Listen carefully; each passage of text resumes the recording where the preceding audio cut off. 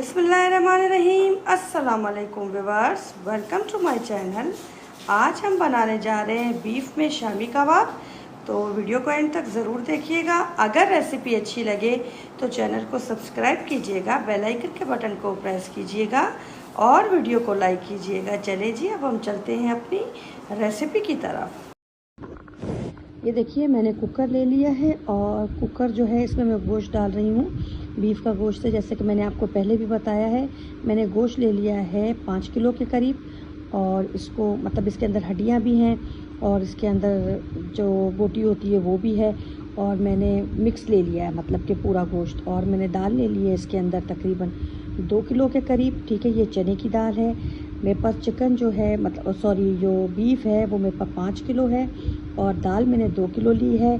लेकिन अमूमन इसमें तकरीबन 3 किलो के करीब दाल जानी चाहिए थी, लेकिन मैं इसलिए कम ले रही हूँ कि मेरे घर में बार बार चिकन मुंह में आ रहा है। जो शामी कबाब है मेरे पास जो है वो ज़्यादातर उसके अंदर गोश्त का रेशा होना चाहिए, वो पसंद किए जाते हैं। इसलिए मैंने दाल जो है इसके अंदर 2 किलो ली है।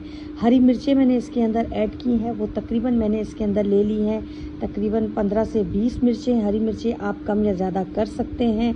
और प्याज ले लिए हैं मैंने तकरीबन इसके अंदर 10 प्याज मैंने ऐड किए हैं और रफली सा काट लिया है प्याज को। 2 से 3 मैंने बड़ी इलायची ले ली हैं और लौंग ले लिए हैं। तकरीबन मैंने इसके अंदर डाले हैं 7 से 8 लौंग डाल दिए हैं। लाल मिर्ची कुटी हुई 2 बड़े चम्मच डाले हैं, जो हमारे पास टेबल स्पून होते हैं। ज़ीरा सफ़ेद ये भी मैंने 2 टेबल स्पून ले लिए हैं, जो हमारे पास जो स्पून हम यूज़ करते हैं। ठीक है, और उसके बाद मैंने इसके अंदर डाली है पिसी लाल मिर्च, ये भी तकरीबन 2 चम्मच मैं इसके अंदर ऐड कर रही हूँ, टेबल स्पून ये भी।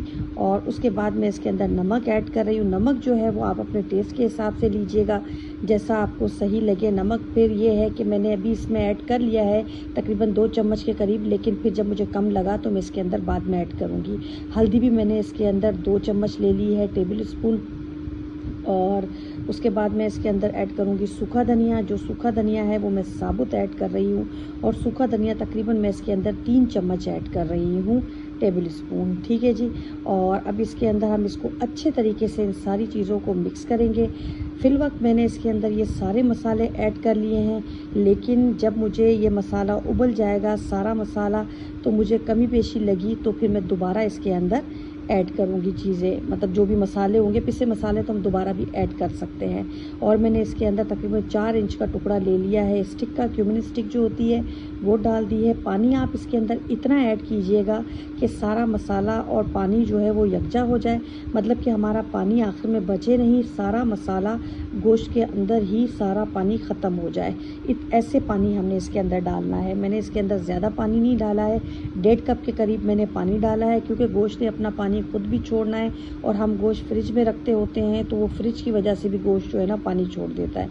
ये देखिए मेरा गोश्त और ये सारी चीज़ें गल चुकी हैं मेरी अच्छे तरीके से। अब मैं इसके अंदर से हड्डियाँ जो इसके अंदर हैं गोश्त की वो बिल्कुल अलग हो चुकी हैं, वो हमने इसके अंदर से निकाल लेनी है सारी, क्योंकि फिर जब हम इसको मशीन में डाल के पीसेंगे तो ये हड्डी जो है ये मसला करती है और मसाला सही पिसा नहीं जाता। ठीक है ना, तो मैं अब इसमें से जितनी भी मेरी मतलब हड्डियां हैं, जो भी गोश्त की हड्डी है वो सारी अलग कर दूंगी इसके अंदर से। और देखिए मैंने इसके अंदर थोड़ा सा मॉइस्चर छोड़ा है, वो इसलिए कि मेरे पास इसके दाल कम है, गोश्त ज़्यादा है। अगर मैंने इसके अंदर मॉइस्चर नहीं छोड़ा तो ये मेरे लिए बाइंडिंग करना बहुत मुश्किल हो जाएगा, सिर्फ गोश्त ही गोश्त नज़र आएगा इसके अंदर। अब ये देखिए मैंने मशीन ले ली है और मैंने ये इस तरीके से गोश्त में मतलब मशीन के अंदर ये गोश्त डालते रहना है और मशीन चला लेनी है और इसको अच्छा सा इसको मतलब कि आपने पीस देना है। आपके पास जो भी मशीन हो आप वो यूज़ कीजिएगा।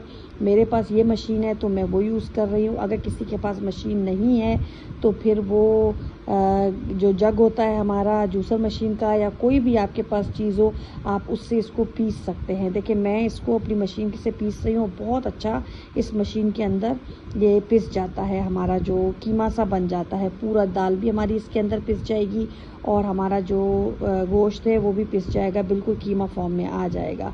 ठीक है ना, ये देखिए मैंने सारा अपना जो गोश्त है वो पीस लिया है और देखिए कितना अच्छा इसके अंदर पिसा है।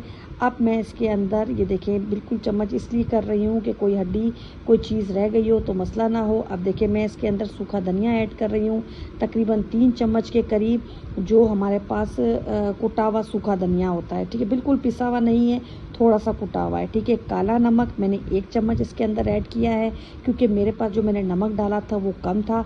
चाट मसाला भी मैंने इसके अंदर 1 चम्मच ऐड किया है, ठीक है। अब मैं इसके अंदर गरम मसाला डाल रही हूँ। गरम मसाला तकरीबन मैं इसके अंदर डाल रही हूँ 1.5 चम्मच के करीब। और उसके बाद मैं इसके अंदर ऐड कर रही हूँ सफ़ेद ज़ीरा, ये भी मेरे पास पिसा हुआ सफ़ेद ज़ीरा है, और ये भी मैंने 1.5 चम्मच के करीब इसके अंदर ऐड किया है।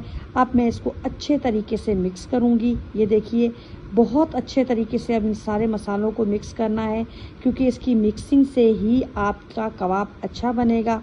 क्योंकि जब मसाला आपका हर जगह पर मौजूद होगा तो ही आपको बैलेंस मिलेगा इसके अंदर। अदरवाइज़ अगर आपने इसको अच्छे तरीके से ना गूंदा तो फिर इसका बैलेंस नहीं रहेगा। कहीं से ये आपको फीका लगेगा और कहीं से मसाला बहुत ज़्यादा आपको महसूस होगा। ये देखिए मसाला नज़र आ रहा है, मतलब कि इसको मुझे और अभी करना है। ये मॉइस्चर होने के बावजूद देखिए मेरा मसाला पिसने के बाद ऐसा हुआ है। अगर मैं इसके अंदर मॉइस्चर ना छोड़ती, पानी ना छोड़ती, तो ये मेरे लिए गूंदना और बाइंडिंग करना बहुत मुश्किल हो जाता। इसलिए मैंने इसके अंदर थोड़ा सा पानी छोड़ा था, ताकि मैं जब इसको पीसूँ तो ये अच्छे तरीके से यकजा हो सके। अगर आपका गोश्त कम है तो आप पानी ज़्यादा मत छोड़िएगा।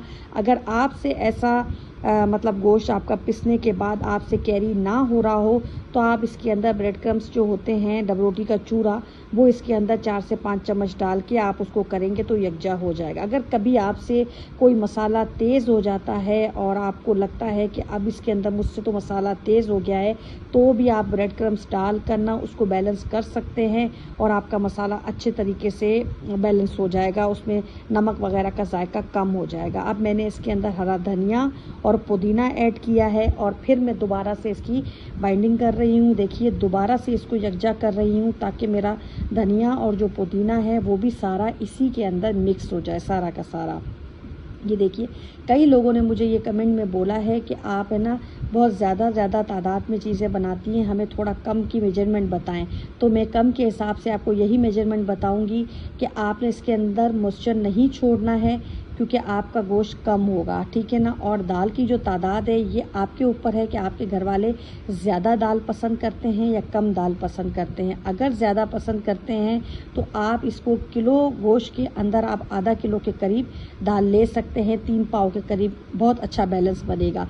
लेकिन अगर कम दाल पसंद करते हैं तो मैं किलो के अंदर पाव दाल डालूंगी, क्योंकि मेरे घर वाले जो है वो ज़्यादा गोश्त को प्रेफरेंस देते हैं, ठीक है ना।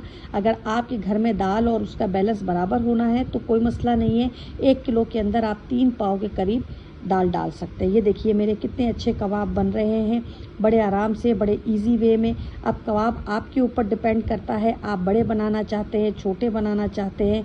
मैं फिर अपने हिसाब से, जैसे कि मुझे पसंद है उस हिसाब से, और घर में खाए जाते हैं उस हिसाब से। देखिए माशाल्लाह मेरे कितने सारे कबाब मैंने रेडी कर लिए, सारे रेडी हो गए मेरे पास कबाब। और तकरीबन मेरे पास जो कबाब बने थे इस 5 किलो में से 100 के करीब मैंने कबाब बना लिए हैं। माशाल्लाह मेरे घर में बहुत पसंद किए जाते हैं, तो मैंने कहा एक ही दफ़ा सारी मेहनत कर लूँ, इसलिए मैं ज़्यादा तादाद में चीज़ बनाती हूँ। चलिए अब ये देखिए मैंने तवा रख लिया है, मैंने सिर्फ इसको अंडा लगा के और उसको मैंने फ्राई करने के लिए रख दिया है। लेकिन अगर आप अंडा पसंद नहीं करते, आप ऐसे भी फ्राई करेंगे तो ये ऐसे भी फ्राई हो जाएगा। कुछ लोग अंडा जो है वो उसके अंदर डाल देते हैं, जो कीमा हमने बनाया है इसका उसके अंदर डाल देते हैं। अगर आप उसके अंदर अंडा ऐड करेंगे तो फिर यहाँ पर आपको ज़रूरत नहीं पड़ेगी अंडा लगाने की। तो मैंने इसलिए अंडा यहाँ पे मैंने उसमें ऐड नहीं किया, इसलिए मैं यहाँ पे अंडा यूज़ कर रही हूँ, क्योंकि एग पसंद किया जाता है मेरे पास कबाबों में इस तरीके से। ये देखिए माशाल्लाह से अब कितने अच्छे बन रहे हैं, आप लुक वाइज देखिए माशाल्लाह से कितने अच्छे बन रहे हैं, बिल्कुल नहीं टूट रहे, बिल्कुल भी इसमें कोई मसला नहीं हुआ है। आप मेरे तरीके को फॉलो कीजिएगा, इंशाल्लाह ताला आप देखिएगा बहुत अच्छे कबाब बनेंगे। ये देखिए मैंने सारे इस तरीके से पलट लेने हैं और इनको बिल्कुल रेडी कर लेना है। मैंने इसको मीडियम फ्लेम पे बनाया है, वैसे तो ये हर चीज़ पकी हुई है, लेकिन अगर आप इसको हाई फ्लेम पे बनाएंगे तो ये जल्दी से पक जाएंगे और कहीं से जलने का भी थोड़ा डर होता है। तो मैंने इसको मीडियम फ्लेम पे बनाया है। स्लो पकेंगे। अच्छा सा एक रेड कलर, गोल्डन सा कलर आएगा, वो बहुत प्यारा लगता है। आप इसको एयर फ्राई भी कर सकते हैं, आप इसको डीप फ्राई भी कर सकते हैं। मैंने हल्के से ऑयल में इसको कर लिया है, क्योंकि बहुत ज़्यादा ऑयल फिर अच्छा नहीं लगता है इसके अंदर। ये माशाल्लाह खुद ही जायके में इतने अच्छे होते हैं कि इन चीज़ों की हमें ज़रूरत नहीं पड़ती कि बहुत ज़्यादा ऑयल हो।